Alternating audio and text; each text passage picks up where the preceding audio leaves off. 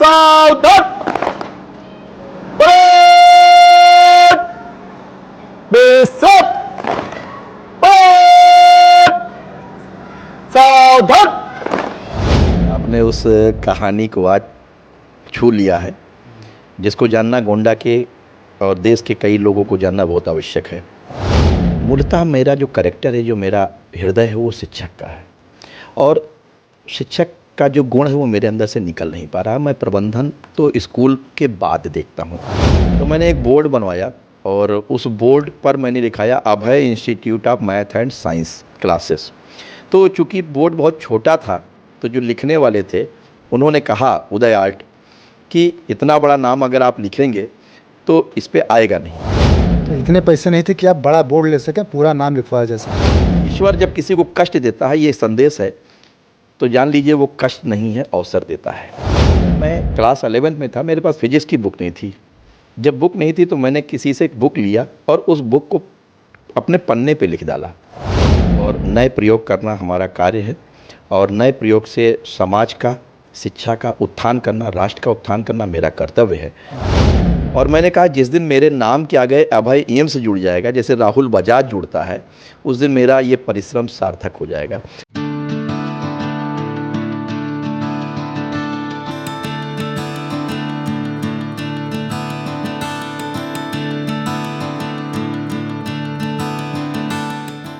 नमस्कार, आप लोग देख रहे हैं गोंडा पब्लिक पोस्ट। मैं हूं शिवानंद मिश्रा।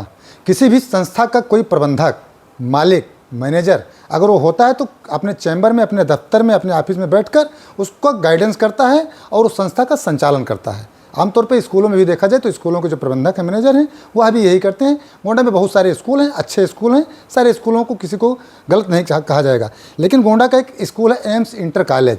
यहाँ के प्रबंधक डॉक्टर अभय श्रीवास्तव, ये अपने बच्चों को, उनके अभिभावकों को अपना परिवार समझते हैं। 24 घंटे समाज के लिए, अपने बच्चों के लिए समर्पित नज़र आते हैं। आज सुबह ही एक वीडियो सोशल मीडिया पर काफ़ी तेज़ी से वायरल हुआ, उसको हमने अपनी पर्सनल आईडी से भी शेयर किया है। उस वीडियो में आप लोगों ने देखा कि किस प्रकार से बच्चों को मोबाइल से दूर रखा जाए। नन्हे बच्चे हैं, चूँकि मोबाइल की आदत लग जाती है, माताएँ या उनके गार्जियन जो है मोबाइल दे देते हैं कि बच्चे उसमें रोएं ना, और जिससे मोबाइल की जो गंदी चीज़ें हैं, अच्छी चीज़ों के साथ साथ वो उनके जहन में आनी शुरू हो जाती हैं। तो मोबाइल की लत या मोबाइल का जो कह लिया जाए नुकसान है, उससे बच्चों को कैसे बचाया जाए, उसके लिए एक अवेयरनेस, एक जागरूकता, एक छोटा सा ये कार्यक्रम था। बाकी ऐसे कार्यक्रम एम्स इंटर कॉलेज में लगातार चलते रहते हैं। एक प्रबंधक, जैसा कि हमने कहा कि 24 घंटे एक्टिव रहते हैं, यह जो है अपने बच्चों को, चूँकि NCC इनके यहाँ नहीं आ पाया, तो SCC स्कूल कैडेट कोर का इन्होंने अपने यहाँ स्थापना कर ली। बाकायदा आप तस्वीरों में देख सकते हैं कि यह खुद वर्दी पहने हैं। बच्चे इनके जैसे NCC की ट्रेनिंग करवाई जाती है वह करते रहते हैं, क्योंकि आप खुद NCC ज्वाइन किए थे अपने स्कूली टाइम में, आप जब शिक्षा ग्रहण कर रहे थे।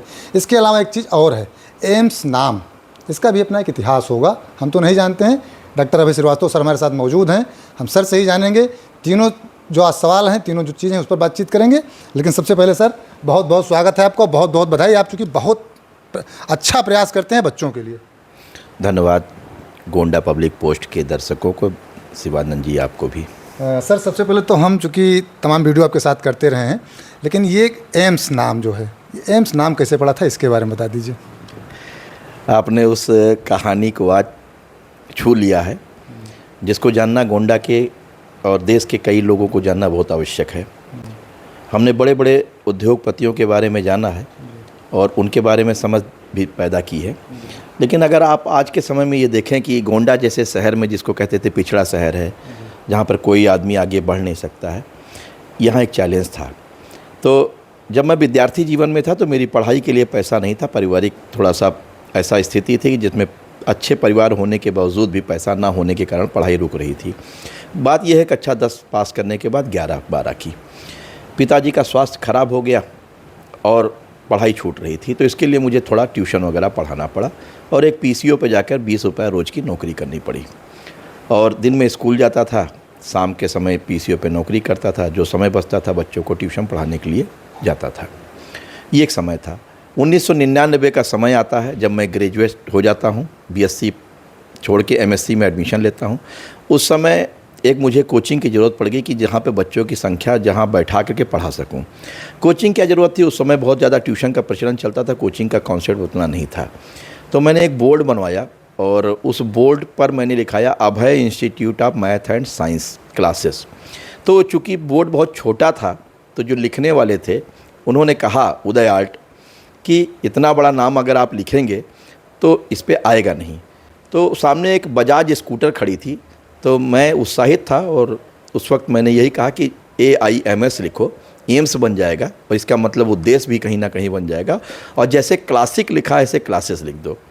तो ये एक सपना शुरू हुआ वहाँ से, और मैं हंसने लगा इसको कह के, और मैंने कहा जिस दिन मेरे नाम के आगे अभय एम्स जुड़ जाएगा, जैसे राहुल बजाज जुड़ता है, उस दिन मेरा ये परिश्रम सार्थक हो जाएगा। तो शिवानंद जी उसी कदम में एम्स क्लासेस बना, उसके बाद एम्स एकेडमी बनी और आज एम्स इंटर कॉलेज बना है। मतलब इतने पैसे नहीं थे कि आप बड़ा बोर्ड ले सकें, पूरा नाम लिखवाया जा सके? जी बिल्कुल, बोर्ड नहीं था, वो भी बोर्ड सड़क पर पड़ा हुआ पाया था मैं, कहीं का गिर गया था, पुराना बोर्ड था और मैं लेके गया था। तो उदय जी ने उसका पैसा भी नहीं लिया था लिखने का, क्योंकि मेरे पास बेंच भी नहीं थी, मैं खड़ा होकर के ऐसे पढ़ाता था, बच्चे एक बेंच पर बैठ जाते थे सब। और प्रभु की कृपा हुई और पब्लिक का सपोर्ट मिला, गोंडा शहर के लोगों ने सहयोग दिया, जिससे कि वो संख्या हज़ारों में परिवर्तित हो गई। जिस साल मैंने पहले वर्ष 2004 में, यानी उसके 5 साल बाद स्कूल खोला, और जब स्कूल खोला तो एक ही वर्ष में 1700 बच्चों का एडमिशन हो गया था, जिसके लिए 3 बिल्डिंग और भी लेनी पड़ी थी एक अतिरिक्त के साथ साथ। उस अभाव को आपने देखा है, अभाव में शिक्षा ग्रहण करना। फिर जब आप तो बता रहे हैं जी पैसे नहीं थे, तो शायद यही वजह है कि आप बच्चों के साथ इस प्रकार से लगे रहते हैं, पढ़ाई लिखाई, मतलब आप समझ रहे हैं? शिवानंद जी, मैंने कभी भी पैसे को नहीं देखा। मैंने 14 वर्ष तक पढ़ाया बच्चों को कोचिंग के रूप में। मैंने कभी रजिस्टर नहीं बनाया और कभी किसी बच्चे को वापस नहीं भेजा कि तुम्हारे पास पैसा नहीं है, नहीं पढ़ाऊंगा। ये सिलसिला जारी है? ये सिलसिला आज तक जारी है। और बच्चों के परिवार से जुड़ने पर मुझे ज़्यादा लगाव होता है। बच्चों से तो जुड़ता ही जुड़ता हूँ, उनके परिवार, उनकी पीढ़ियाँ, उनके परिवार के बारे में समझने की मुझे बहुत इच्छा होती है और जानता भी हूँ, क्योंकि हर बच्चे की जो पारिवारिक पृष्ठभूमि है उससे बच्चे का निर्माण करना बहुत ही सहज हो जाता है। अगर सिर्फ बच्चों को देखेंगे तो बच्चों की तुलना करना उचित नहीं है, क्योंकि मैं अपनी ज़िंदगी में देखा था कि मैं किस पृष्ठभूमि से था, मेरे जो साथी थे वो किस पृष्ठभूमि से थे। एक घटना आपको बताऊं कि जब मैं क्लास 11th में था, मेरे पास फिजिक्स की बुक नहीं थी। जब बुक नहीं थी तो मैंने किसी से एक बुक लिया और उस बुक को अपने पन्ने पे लिख डाला, और जब लिखा तो मैं क्लास में जब बोलता था तो मुझे टीचर ने मारा था। इसलिए मारा था कि तुम पढ़ के आते हो, क्लास डिस्टर्ब करते हो। मेरे साथी ने उनसे कहा कि सर ये किताब लिखा है। जानकारी नहीं थी कि किताब लिखने का मतलब क्या है, तो उन्होंने बहुत ज़ोर से फिर मारा और कहा कि ये किताब लिखने लायक है, जबकि मैंने उस किताब को उतारा था। और ईश्वर जब किसी को कष्ट देता है, ये संदेश है, तो जान लीजिए वो कष्ट नहीं है, अवसर देता है। और उसी अवसर से ही आज देखिए कि फिजिक्स फिर मैं पढ़ाने लगा और फिजिक्स में PhD किया, और फिजिक्स के दम पर ही आज विद्यालय का निर्माण कर पाया हूँ। बहुत अच्छी सोच आपकी रही। आज सुबह एक वीडियो हमको भी मिला, आपके ID पर भी लगा, अवेयरनेस फैला रहे हैं, बच्चों को जागरूक कर रहे हैं, भले ही दूसरे तरीके से, बच्चे थोड़ा सा डरें मोबाइल से। क्या कैसे कॉन्सेप्ट मन में आपके आ गया? छोटे बच्चे नर्सरी LKG के पेरेंट्स जब भी आते हैं तो पारिवारिक रूप से मुझे रोज़ मिलते हैं। मैं बाहर बैठता हूँ, ऑफिस में बहुत कम बैठता हूँ, और बाहर बैठने के साथ साथ ये रहता है कि परिवार आसानी से मुझसे मिल लेता है। उन्होंने बस एक ही बात हमेशा कहते थे कि मेरे बच्चे की मोबाइल छूट जाए। तो टीचरों से संपर्क किया और ये तय हुआ कि ऐसा किया जाए कि बच्चों में कुछ मोबाइल के प्रति कुछ भय आवे और डर आवे कि मोबाइल छूट जाए। इसलिए टीचर ने कुछ अभिनय किया और बच्चों के बीच में गए कि मोबाइल देखने से मेरे आँख से ब्लड निकल रहा है, और छोटे छोटे बच्चे फिर मोबाइल लेने से भी या छूने से भी वो दूर हुए और अपने पेरेंट्स से बताया कि आज मेरे मैम को चोट लग गई थी, इसलिए हम लोग मोबाइल नहीं छुएंगे। बच्चे मूलतः अपने टीचर से बहुत प्यार करते हैं और वो प्यार ही उनको रोका है। बहुत अच्छे अच्छे कमेंट आ रहे हैं, और गोंडा ही नहीं, आसपास दूसरे ज़िलों के लोग ये चीज़ें, जब ये कॉन्सेप्ट आपके मन में आया तो, क्योंकि कहीं ना कहीं सबके बच्चे मोबाइल से परेशान करते हैं, कैसा लगा आपको जब ये चीज़ें बाहर तक फैली? तमाम सारे फ़ोन कॉल आपको भी आए होंगे। निश्चित तौर पर एक शिक्षक हूँ और नए प्रयोग करना हमारा कार्य है, और नए प्रयोग से समाज का, शिक्षा का उत्थान करना, राष्ट्र का उत्थान करना मेरा कर्तव्य है। तो मैं दिन प्रतिदिन अपने बच्चों के साथ मिलकर, शिक्षकों के साथ मिलकर के, समाज के जितने संभ्रांत व्यक्ति हैं उनसे भी राय लेकर के कुछ ना कुछ करने का हमेशा प्रयास करता हूं।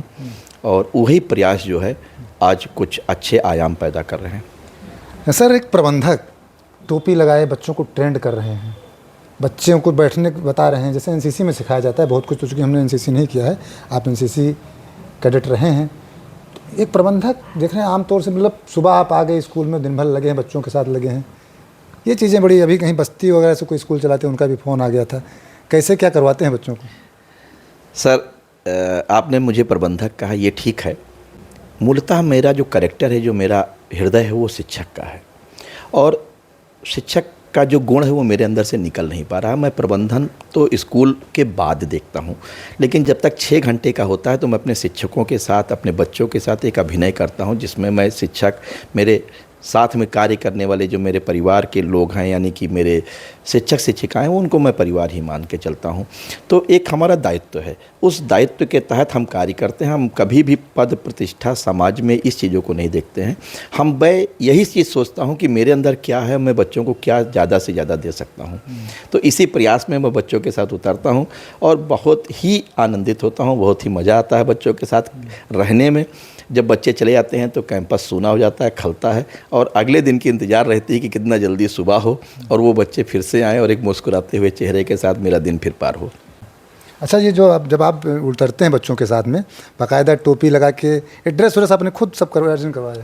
जी, अभी जैसे बच्चों के पास उतना पैसे नहीं होते हैं या अभिभावक के पास नहीं होते हैं, तो विद्यालय अपने स्तर से या मैं अपने पॉकेट मनी से बच्चों के लिए ड्रेस लाता हूं, उनके लिए शूज़ लाता हूं, उनके लिए तमाम व्यवस्थाएं करता हूं। रिफ़्रेशमेंट एक एनसीसी के तर्ज पर है कि बच्चे जब परेड करते हैं तो उनको रिफ़्रेशमेंट दिया जाता है। तो हमारे बच्चे भी जब 1 घंटा परेड करते हैं या अपने शारीरिक परिश्रम करते हैं तो उनके पास प्रतिदिन कुछ ना कुछ खिलाने पिलाने की व्यवस्था हम लोगों ने बना रखी है। और मैं बहुत बड़ा दान पुण्य तो नहीं कर पाता हूँ, इतना बड़ा तो मेरे पास आर्थिक स्थिति अच्छी नहीं है, लेकिन मैं ये जानता हूँ कि मैं यही मेरा भंडारा है और यही मेरा समाज सेवा है। इसका कोई चार्ज? नहीं सर, अलग से कोई चार्ज नहीं? कोई चार्ज अलग से नहीं है। जो विद्यालय की फ़ीस आती है उसी से, विद्यालय की फ़ीस से ही सारी व्यवस्थाएं संचालित होती हैं। सर, एससीसी का उद्देश्य क्या है? आपका उद्देश्य क्या है? बच्चे शारीरिक रूप से फिट रहें, अनुशासित रहें। एसएससी का निर्माण इसीलिए किया गया है। विद्यालय एनसीसी की मान्यता के लिए प्रयासरत है। इसके लिए एक बार हम लोगों ने आवेदन किया था और पुनः आवेदन के लिए हम लोगों ने तैयारी कर रखी है, और बहुत जल्दी मुझे उम्मीद है और विश्वास है कि हमारे बच्चों की मेहनत, स्कूल की मेहनत को एनसीसी ऑफिसर समझेंगे और हमें बहुत जल्दी एनसीसी की मान्यता प्राप्त होगी। तब तक फिट रहेंगे, एससीसी करते रहेंगे? बिल्कुल, एनसीसी करते रहेंगे और एनसीसी की मान्यता की प्रतीक्षा भी कर देंगे। बिल्कुल। डॉक्टर अभय श्रीवास्तव जी के पास बहुत कुछ है, बहुत कुछ बच्चों को सिखाते रहते हैं दिन भर, सुबह से जब तक विद्यालय बंद नहीं होता है, कुछ नया नया प्रयोग भी करते रहते हैं। कुछ और चीज़ें आपकी हैं वो अगले वीडियो में दिखाएंगे, चूँकि एक बार में सब कुछ दिखा पाना संभव नहीं है। तमाम चीज़ें आपके द्वारा लिखी गई पुस्तक भी मार्केट में आ गई है, तो अगले वीडियो में उस पुस्तक के बारे में भी हम सर से चर्चा करेंगे।